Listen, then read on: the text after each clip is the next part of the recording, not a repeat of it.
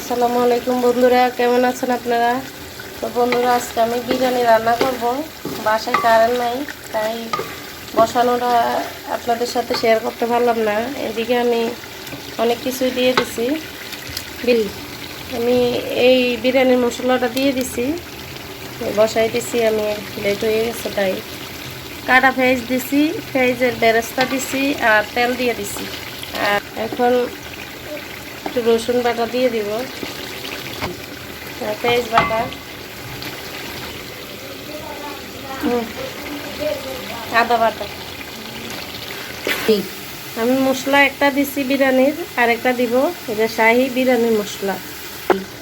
এই যে আমার হাতে মিক্স করা মশলা, এটার ভিতরে সব মশলা আছে। এটা মশলাটা দিয়ে দিব। ধরো আমি আলুগুলো তেলে ভেজে রাখছি, এই আলু দিয়ে দিব আমি।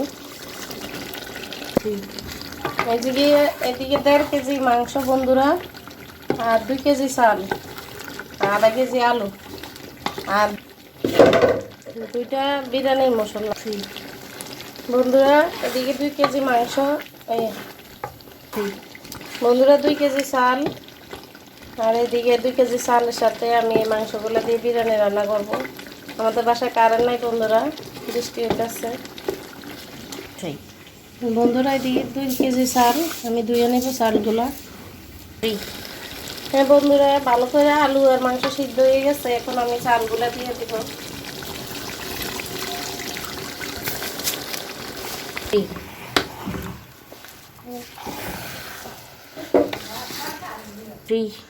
হচ্ছে একটা বিরিয়ানির মশলা আমি দিছি, এখন এটা দিব, শাহি বিরিয়ানির মশলা দিয়ে দিব।